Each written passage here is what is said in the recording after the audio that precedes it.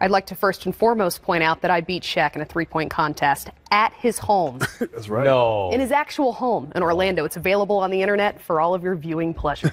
So please feel free to tweet it, post it, call one of your congressmen. That's not really something to First brag of all, about. yes, it is. That's not really something to brag about. If he's out there calling himself the Black Steph Curry, then I can brag about beating him. I mean, he calls himself a lot of things.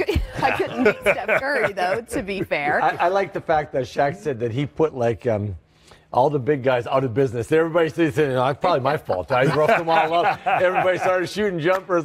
He just took it like the dinosaurs. He just extinct. He's telling the truth there. He's telling the truth there. What's crazy, though, is that to even be able to attempt a three in his day and age, which wasn't that long ago, he had to intercept a pass meant for one of his teammates. That just tells you how far the game has evolved for the big man. Yeah, no question. That's a great play, though. They intercepted the pass to Penny, and he shoots and makes it. But, yeah, no, the game has really evolved.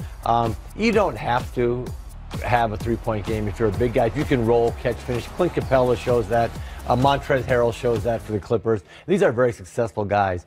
But if you add that to your game, like Jokic tonight, you're going to see him. He's able to shoot the three, but he can pass from outside. So what's happening is so many of the players big guys aren't playing back to the basket anymore. They're playing face to the basket. They're facing up, and their passing skills and everything, so that you can incorporate them in their offense completely different. So I like it. I like the new NBA and the new big guys. Well, I like the versatility, and particularly these guys from a young age. They're learning how to play, back to the basket, but also out on the perimeter, learning how to shoot threes. You think back to Shaq's day, maybe, your day coming of age. Yeah. As a big guy, you played with your back to the basket. I'd love to see a young Shaquille O'Neal coming through the pipeline in today's NBA.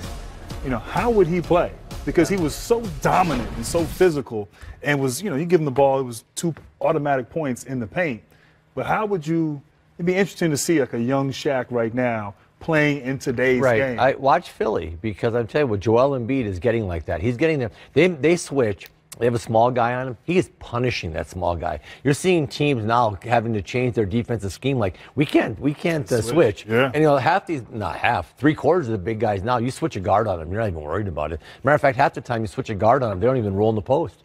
They just go to the elbow or the top of the key and try to play one-on-one with the guy. Joel Embiid goes in the post, and he punishes small guys. I mean, he puts a licking on him, knocks him over, and scores over him and gets a foul called on you. I like that type of basketball. And what's funny is you just brought up a point how now they switch and they put a small guy on a big, and now it's not a mismatch. And I remember I played in Phoenix, and one of the, Channing Frye was a great sort of stretch 4, stretch 5, and he'd run screen and roll with Steve Nash, and they'd switch, and the guard was on him. And Channing would go out to the three-point line. And I'm like, Channing, go in the post, But now that's what most of these bigs do. Yep. And it's just a different game. But I do love the versatility, the skill set of a lot of these bigs. And not everyone has the power, the size, the ability to dominate inside like an Embiid. Mm-hmm. But a lot of these players now are sort of redefining what the big guy is. And so I actually think it's a fun thing to watch. It's the mindset, too, though. You have to have a mindset that you're going to punish a small guy. Yeah. And Embiid has that. And all these big guys got to develop some of that. You just can't if you're a 7-foot center, you cannot allow a point guard to be guarding you. You got to go beat the hell out of him. You get embarrassed. Yeah. They switch the little guy beat the hell out of that.